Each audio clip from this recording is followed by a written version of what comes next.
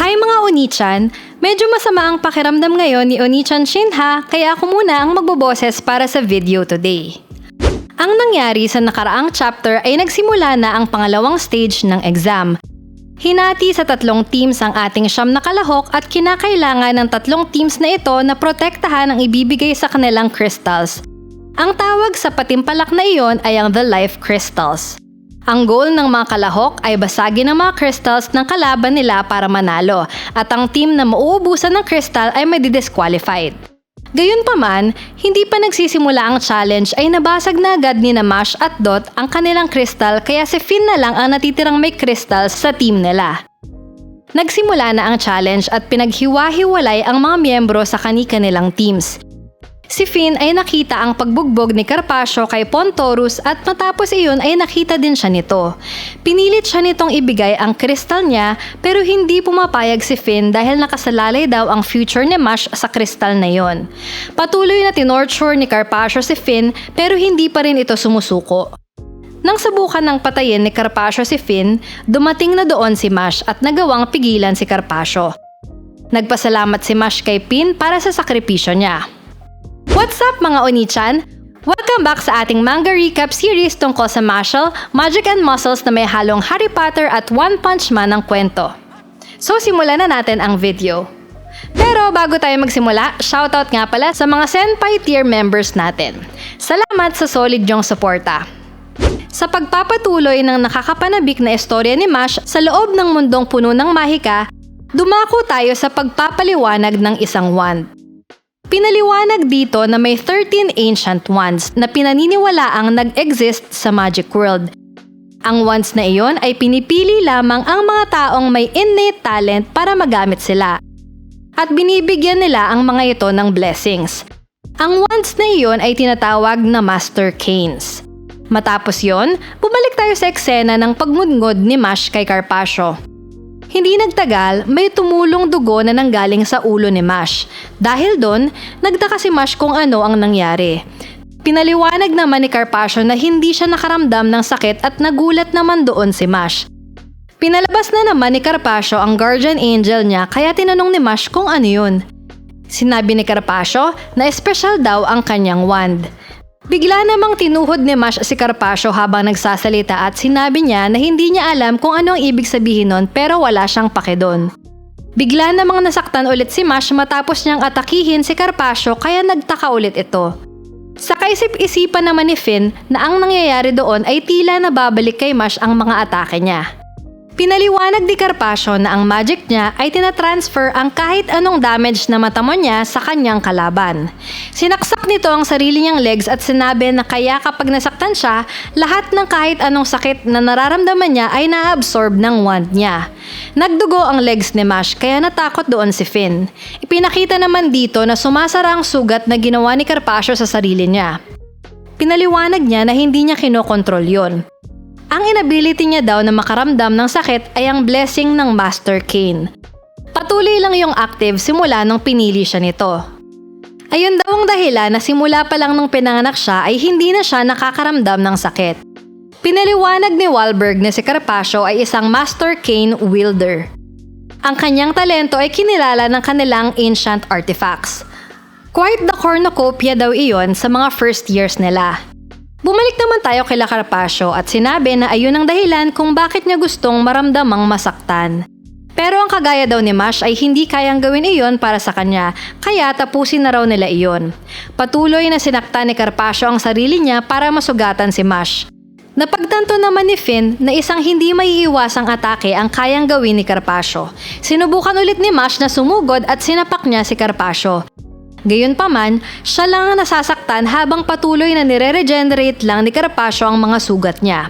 Sinipa rin ni Mash si Carpaccio pero pareho lang ang nangyari at nabalik lang sa kanya ang sipa niya. Patuloy na sinubukan ni Mash na saktan si Carpaccio pero lagi lang bumabalik sa kanya ang mga yon.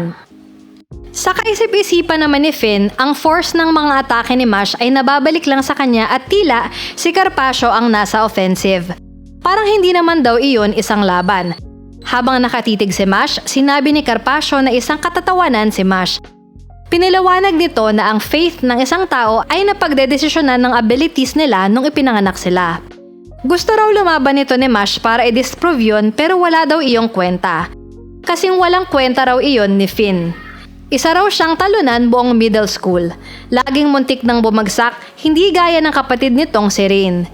Hindi raw nararapat na nandoon si Finn. Ang lugar daw na iyon ay hindi kung saan nararapat ang kagaya niya. Hindi daw nito kayang protektahan ng isang crystal nang siya lang. Isang weakling na laging nangangailangan ng tulong. Isa raw kahihiyan si Finn. Dahil doon, napayuko sa depression si Finn. Bigla namang nagpaliwanag si Mash at sinabi niya na may point si Carpaccio. Dahil doon, nagulat ang mga manonood sa sinabi niya. Matalino raw na sumuko na lang kapag hindi mo talaga magawa ang isang bagay. At importante na i-evaluate mo ang sarili mo at alamin kung nasaan ka ngayon. Para sa perspective daw ni Carpaccio ay mukhang pointless ang paghihirap ni Finn at baka nakakaawa rin daw to.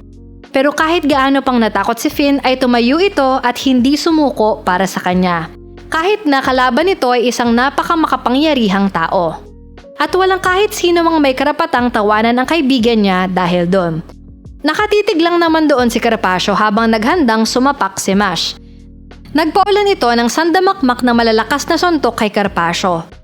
Nagtaka naman si Finn na bakit niya iyon gagawin dahil hindi daw makakayanan ni Mash na matiis ang mga ataking iyon. Napagtanto naman ni Carpaccio na ginagawa yun ni Mash upang subukang i-outpace ang kanyang healing. As if naman daw nagagana yon. Inasahan niya daw na may higit pang kakayanan itong si Mash, nakakalungkot daw. Bigla namang may napansin si Carpaccio at ipinakita dito na nag-crack ang mukha ng kanyang goddess statue. Nagtaka naman dito si Carpaccio. Nung napansin niya yon, patuloy pa ring sumasapak si Mash ng walang tigil sa abot ng kanyang makakaya. Hindi naman daw inaasahan ni Carpaccio na may limit ang goddess statue niya. Imposible raw yun dahil hindi pa raw yun nangyari sa kanya. Matapos yun, nagbigay ng isang uppercut si Mash para patumbahin si Carpaccio. Habang tumatayo si Carpaccio, sinabi naman ni Mash na ngayon ay mas malakas na siya sa kanya. Ngayong alam niya na iyon, lalabanan niya pa rin daw ba si Mash ng buong tapang tulad ng ginawa ni Finn laban sa kanya. Dahil doon, napatitig si Carpaccio kay Mash. Ipinakita naman dito ang nagkakrak na muka ng goddess statue niya. Nagtaka doon si Carpaccio at tinanong kung anong klaseng katawan ang merong itong si Mash. Habang tinitignan niya si Mash, bigla itong natawa. Habang nagbabago ang anyo ng goddess sa likod niya, pinapaliwanag ni Carpaccio na pinakaunang beses pa lang na nag-crack ang goddess, pero kumikilos daw iyon mag-isa.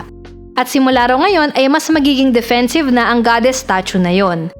Bigla iyong umatake gamit ang isang malaking syringe pero buti na lang ay nakailag si Mash. Gayunpaman, pinagsasasaksak muli ni Carpaccio ang sarili niya para atakihin si Mash. Sinasabi nito na hindi raw magiging mabilis ang kamatayan ni Mash. Kailangan niya raw parangalan ang katotohanan na merong nabuhay na kasing lakas ni Mash sa mundong iyon kung saan ang lahat ay para sa kanya ay isang hamog lamang. Habang umiilag, may napansin si Carpaccio kay Mash. Naglabas si Mash ng Iron Wand kaya nagtaka si Carpaccio. Pinahaba ni Mash ang wand at hinulma niya ito. Nagulat naman ang audience doon dahil ginagawa iyon ni Mash sa isang Iron Wand gamit lamang ang kanyang mga kamay. Sa huli, ni-reveal na isang tennis racket ang hinuhulma ni Mash. Kumuha ito ng isang parang bola at tinira niya ito papunta sa goddess. Habang tumatalbog iyon pabalik sa kanya, ay paulit-ulit niya iyong ginawa. Napansin ng audience na iniiwasan ni Mash ang mga syringe habang ginagawa iyon ng magkasabay. Napansin rin ng mga tao na tinatarget lang ni Mash paulit-ulit ang lugar kung saan may crack ang goddess. Napagtanto naman ng mga iyon na naglalaro si Mash ng wall rally kasama ang goddess. Patuloy na pinaulanan ni Mash ang goddess habang gulat na gulat naman doon ang audience pati si Carpaccio. Sa huli, nagawang mabasag ni Mash ang statwa ni Carpaccio. Sa kaisip-isipan naman ni Carpaccio ay paano yung nagawa ni Mash? Tinanong naman siya bigla ni Mash kung gusto niya ba talagang maramdaman kung ano ang feeling ng masaktan. Kung oo daw, tutulungan daw siya ni Mash. Inangat nito ang raketa at sa huli, pinukpok ni Mash si Carpaccio sa ulo gamit ang tennis racket. Dahil doon, nawalan ng malay si Carpaccio habang nagdudugo ang ulo nito. Inisip naman ni Finn na medyo extreme yon. Nang tinawag ni Finn si Mash para manghingi ng tawad, bigla namang nagpasalamat si Mash sa kanya. Alam daw ni Mash na isa siyang klutz at nagdudulot siya ng abala sa iba. Pero dahil daw kay Finn ay nakakapagpatuloy siya sa pagsama sa kanilang lahat. Dahil doon, na-touch si Finn. Hinigpitan nito ang hawak sa kristal at sa huli ay nagsabi ito na walang anuman kay Mash. At dyan nagtatapos ang videong ito. Sa tingin nyo, magagawa kaya nilang maprotektahan ang kristal nila sa huli? Ano kaya ang mangyayari kay Dot? Write your comments down below. Kung gusto mo pa ng iba pang mga anime at manga recaps, huwag kalimutang mag-like and subscribe para maging updated ka sa mga bagong videos. Oni-chan!